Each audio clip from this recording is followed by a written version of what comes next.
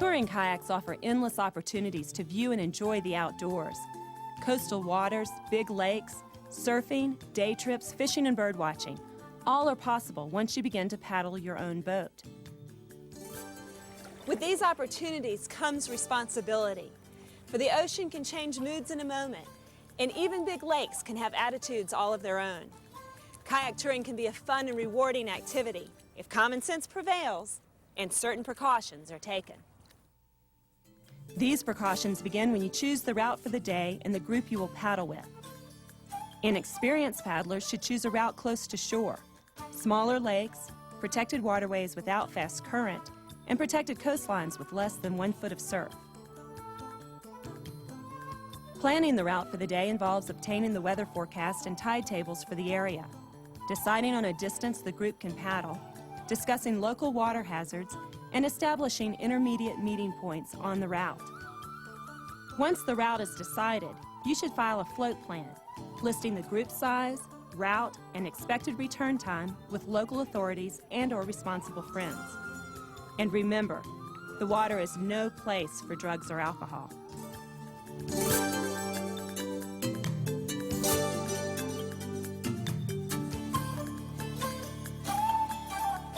The next step of preparation begins when you dress for the trip. Know the weather forecast and the water temperature and dress accordingly. On warm, sunny days, paddlers can easily become overheated. Quick-drying fabrics that provide sun protection are important.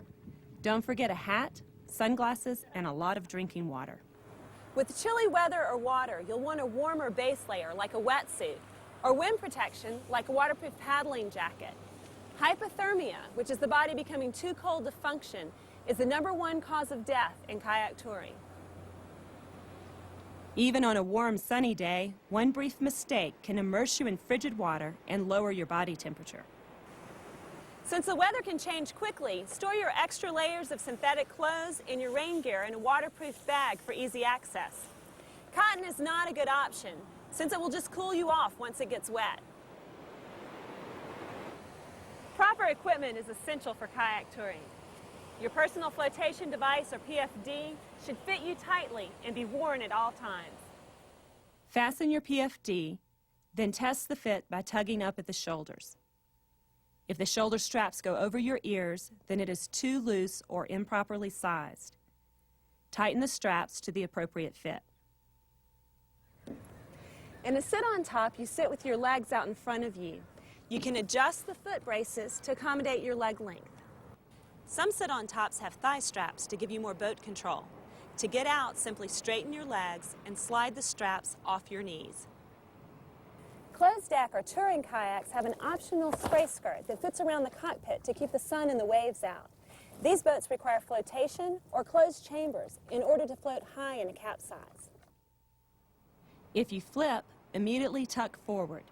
To get out, simply pull the ripcord on the spray skirt and push out of the boat, doing a forward somersault. You should pop to the surface with your paddle in one hand and your kayak in the other. Don't let wind separate you from your gear.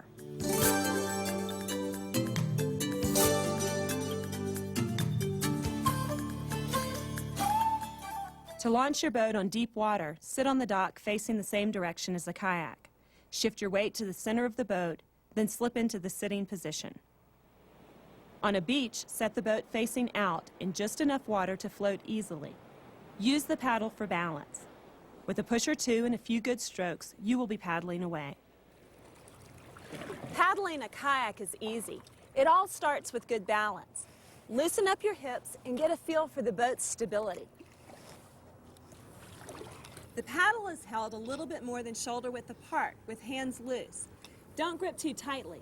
The important part is that the blade makes a solid purchase on the water on each side of the boat. Paddles differ. If the blades are in line with each other, you're going to hold both hands relaxed on the shaft. If the blades are offset, like this one, you'll have one control hand and the other hand will slide so you can take a stroke on each side. To go forward, pull the paddle from your toes to your hip, one side and then the other. The paddle will stay slightly vertical. Too often paddlers use their arms for all their power. The result is tired arms and ineffective strokes.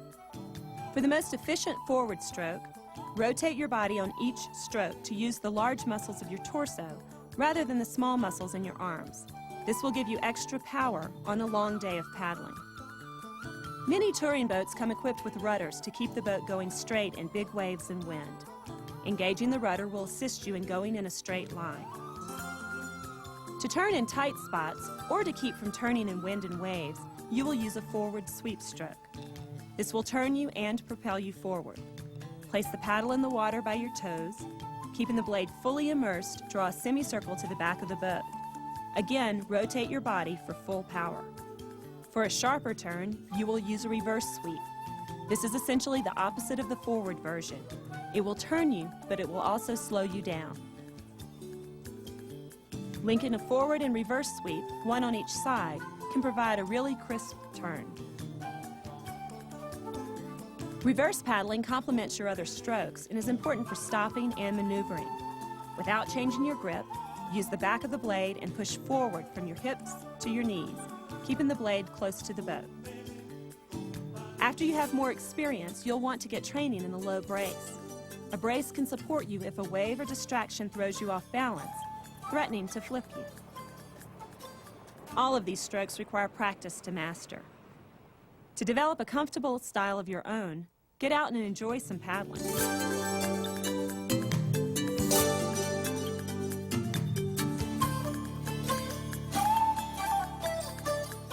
Obviously, despite the best laid plans, paddlers of all abilities sometimes flip, requiring a rescue. Once in the water, it is essential to hang on to all your equipment. Wind and waves can easily separate you from your boat. Remain calm and breathe. If you're very close to shore, simply swim the boat in. Or have a friend help tow you in. If you're in the surf, push your boat in ahead rather than hanging on and getting pummeled with your boat. You'll need to recover from a capsize quickly, so you can minimize your exposure to the elements. Ocean and lake temperatures will often be quite cold, even in warm weather. Hey, Randy, how you doing? Woo, it's cold. It's cold. We'll get you out of the water as quick as possible. In an assisted rescue, the rescuer leans over and spans the cockpits with a paddle to immobilize the boats. The rest of the group will stop paddling and remain close by. To get up on the deck, kick your feet up so you're laying on the surface, and then pull the kayak under you. From this low position, you can slide into the cockpit and twist into the seat. Keep your weight low for improved stability. While relying on your friend, pump out the remaining water. If a paddler has trouble re-entering the boat, a stirrup made from a loop of rope or webbing can provide a welcome step for re-entry. A friend can add extra stability. Getting back on a sit-on-top is easy. You will use the BBL technique to re-enter the boat. First, flip the boat upright, then pull your belly on the boat, then twist to get your butt on the seat, and then swing your legs into place. If you flip out of range of assistance, you can use an inflated float on your paddle as an outrigger. The paddle will be held or attached perpendicular to your boat. Again, kick your feet up so you're laying on the surface, and then pull the kayak under you. Rest your legs on the paddle shaft, sliding one leg in and then the other. Turning towards the paddle float will help you lean in that direction so you can establish a sitting position. At this point, use your bilge pump to empty the water.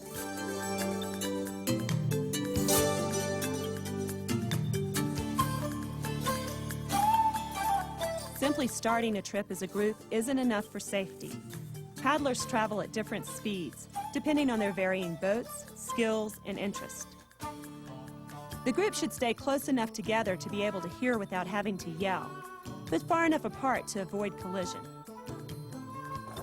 Conditions like other traffic, fog, wind, current, and tides can all enhance or stop a trip.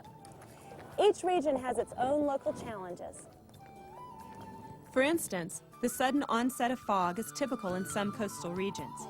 Causing total disorientation, Fog requires paddlers to rely on a compass and sound for orientation. If you become lost from your group, you should try to remain where you are. If a safe landing is nearby, land and await the rest of the group. You can use your whistle to alert the group to your location. Another hazard for kayakers is other traffic on the water. Particularly when crossing shipping and commercial lanes, kayakers should be extra cautious, prompt, and predictable. Brightly colored clothing and reflective tape on PFD paddles and boats will enhance your visibility, but you have to assume that large boats won't see you. In some areas, the tide can have a dramatic effect on the difficulty of paddling. Shallow areas are exposed during low tide. The currents caused by the changing tides can be considerably faster than the average speed of a touring paddler. Know which way the tide is moving and when the tide will change, then plan accordingly. Wind is a major threat to the kayaker. Wind can make it difficult to hold your course or to turn. A headwind can slow down your progress or stop you. But that's not all it does. Wind usually generates waves, which create a whole new set of boat control problems, including staying upright. Most kayakers prefer to avoid the wind. Any strong weather on open water can be dangerous. Landing will be easy, unless you have to deal with the surf.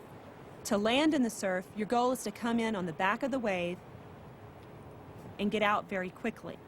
Look for a protected area, then watch for rocks and people on the beach. If you haven't used good timing to avoid the waves during a landing, the break will quickly turn you sideways. Lean into the wave and ride it out. Let's review some essential points. For a short trip close to shore, you'll need personal clothing, PFD, paddle, bilge pump, paddle float, food and water, extra clothing in a waterproof bag, plenty of sun protection, and a whistle for emergencies.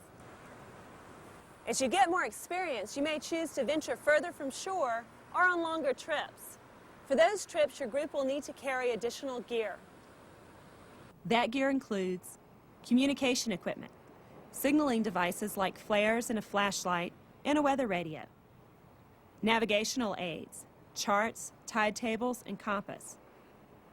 Emergency supplies, first aid kit, extra food, water, and clothing, a knife, matches or a lighter, and a spare paddle. A quick release tow line is also a good addition in case a paddler becomes fatigued. Depending on where you want to go and what kind of paddling you want to do, there's a lot to learn. As you venture further into the sport, you'll want to learn more by reading, studying videos, and taking classes. You must realize there is risk involved in taking a kayak touring trip. By taking proper precautions and using sound judgment and common sense, you can have a great day of boating. Be alert and have fun out there.